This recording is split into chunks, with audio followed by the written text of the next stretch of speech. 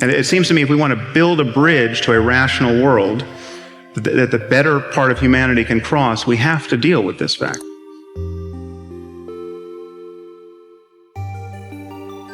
Now, most of us do our best not to think about death, but there's always part of our minds that knows this can't go on forever.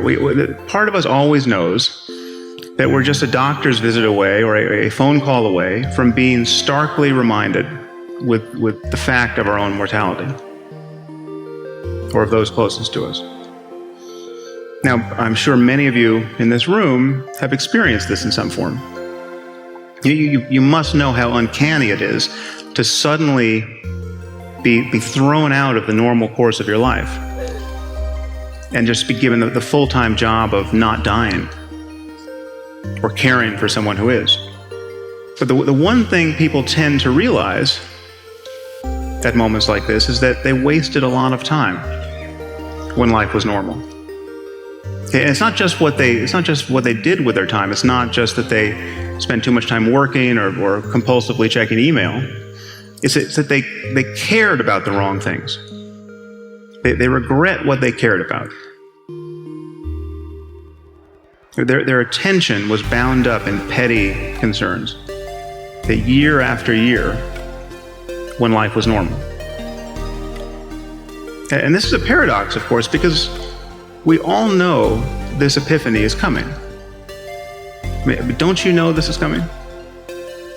Don't you know that there's going to come a day when you'll be sick or someone close to you will die, and you'll look back on the kinds of things that captured your attention, and you'll think, what was I doing? You know this, and yet if you're like most people, you'll spend most of your time in life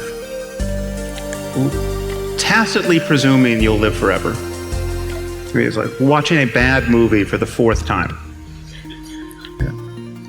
Or bickering with your spouse. I mean, these things only make sense in light of eternity.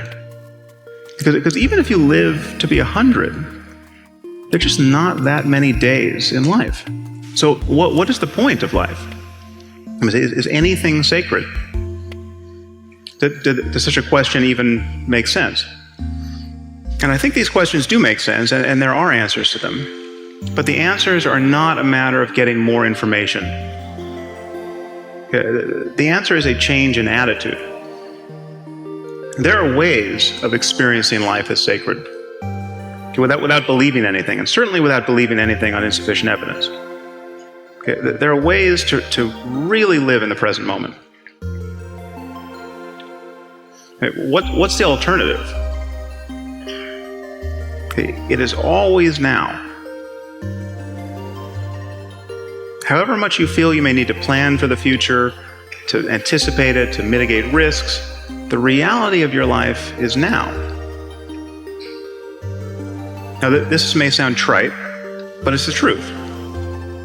It's not quite true as a matter of physics. In fact, there is no now that encompasses the entire universe. You can't talk of an event being simultaneously occurring here and one at the same moment occurring in Andromeda.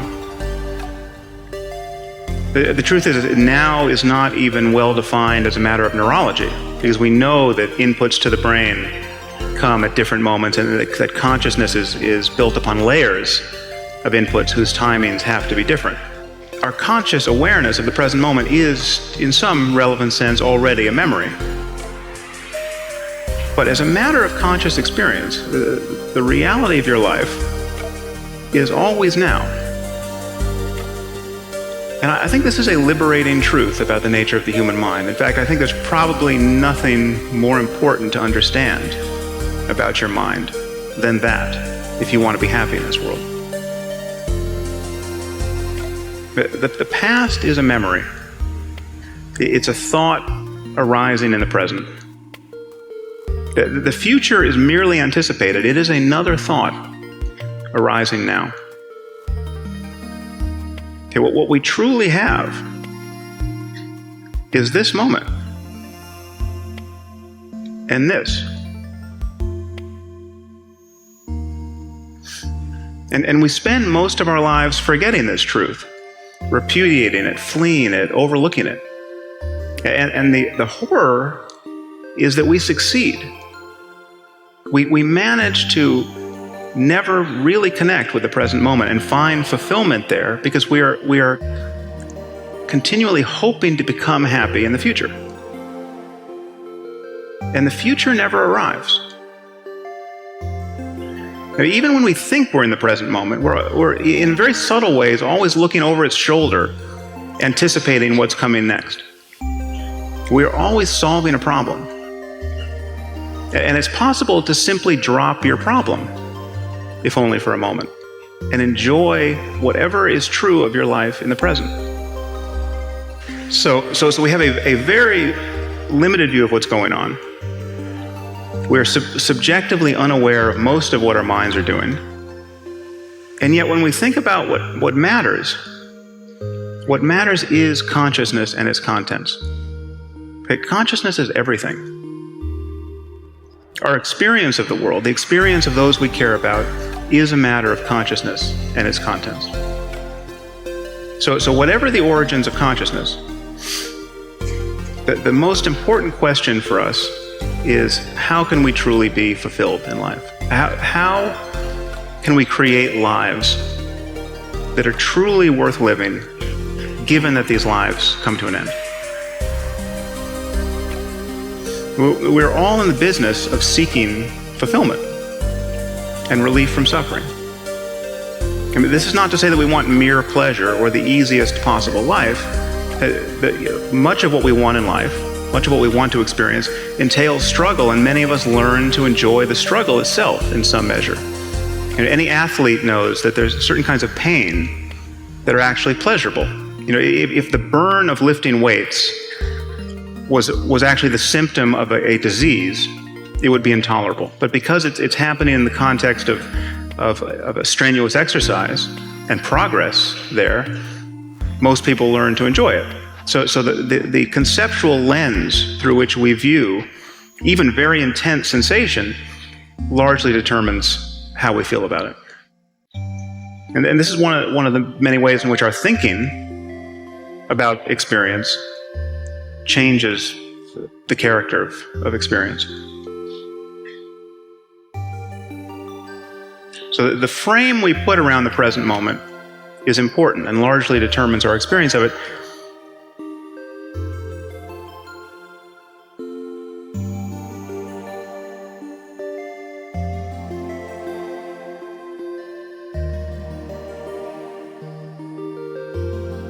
And how we think about death changes depending on whether we're thinking about dying ourselves or about losing the people we love.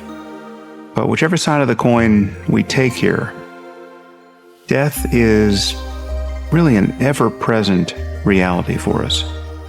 And it is so whether we're thinking about it or not. It's always announcing itself in the background, on the news, in the stories we hear about the lives of others, in our concerns about our own health, in the attention we pay when crossing the street. If you observe yourself closely, you'll see that you spend a fair amount of energy each day trying not to die. And has long been noted by philosophers and contemplatives and poets, death makes a mockery of almost everything else we spend our lives doing. But contemplating the brevity of life brings some perspective to how we use our attention. It's not so much what we pay attention to, it's the quality of attention. It's how we feel while doing it.